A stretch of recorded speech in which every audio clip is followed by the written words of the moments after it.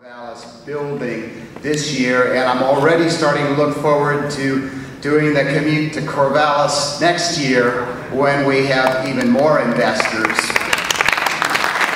we are going to make this thing grow. So that you know the background, we started in January with gathering together the investors. And it was only a couple weeks ago that I read one of my favorite bloggers, Becky McCrae, who blogs about small business topics from her entrepreneurial hotbed in Oklahoma, just 2 weeks ago mentioned from some conference, I think she was at South by Southwest, somebody was saying that if you really want to promote and develop entrepreneurship in a community, train the angel investors. Now that was 2 weeks ago, but as I read it, I was pleased with the process that we've gone through here in Eugene and last year in Corvallis. It started in January with a series of 3 evening meetings in which our investor members were invited to be trained by true experts. First in angel investing in general, second in term sheets and what that means, and third in the due diligence process. So that was in January and February. We then began meeting. We met every Wednesday night from March 31st through May 5th for several hours. Some of those meetings went on till 10. They all started at 5:30. To look at the almost 40 companies that submitted for investment by the Willamette Angel Conference. That was a long, fascinating, interesting, painful at times process that I would recommend to anybody in the future. I have to say a lot of fun, although also a lot of work.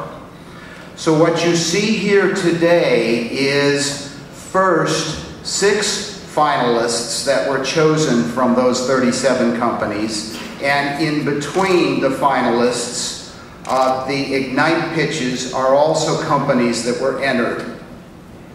And these are here as the result of our efforts to filter, and I'm going to share with you one interesting detail that indicates how good the companies that we're seeing are, how interesting to investors.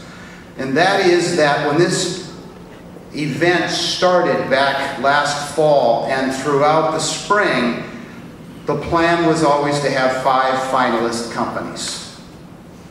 So during one of those long, interesting, and painful meetings in late April, when we, the investors, were charged with coming down to the list of 5 companies, how good were the entrants? Well, we got to 6 that we just couldn't live without. And we went back to the committee and said, please give us 6, not 5. And we have today 6 plus a 7th that will be the winner of the Ignite round. That, I think, is a very eloquent story about how good our finalists are and how happy we are to go through the presentations that we're going to have today. So, I want to introduce to you what's going to happen now is we're going to begin with those finalist presentations, and I'd like our panelists to come out. I'm going to introduce our panelists who will represent all of us with questions for the entrepreneurs after they present. So, if you would,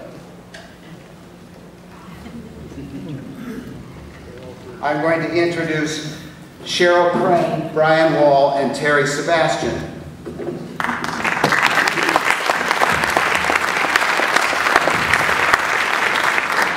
Cheryl is portfolio advisor of Roofco LLC.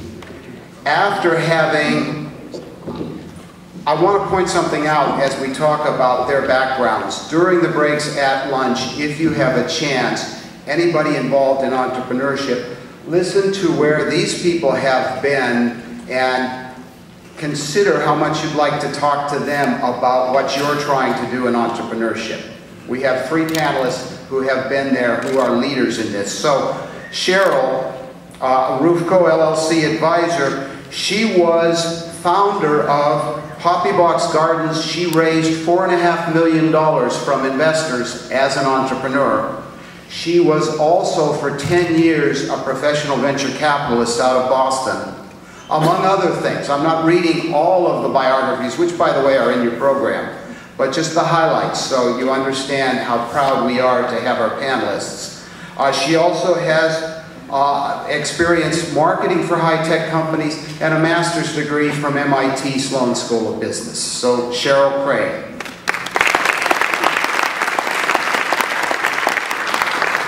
Next to her, Brian Wall, Director of the Office of Technology Transfer at Oregon State University. Brian created the policy for sharing equity at OSU and has implemented the OSU technology transfer effort, which generated, by the way, a whole series of entrepreneurial companies that have gone to and competed in and been part of the WAC. The Corvallis technology transfer effort is clearly working if you start to look at companies like Precision Plant Systems and others that come out of that. So Brian's effort is really bearing fruit. He was for years in Seed Stage LLC in Austin, Texas, in the real hub of angel investment as one of the key matchers. It sounds like Match.com of angel investors with opportunities in Austin, Texas. And Brian has his master's in science and technology commercialization from the business school at the University of Texas. So, Brian Wall.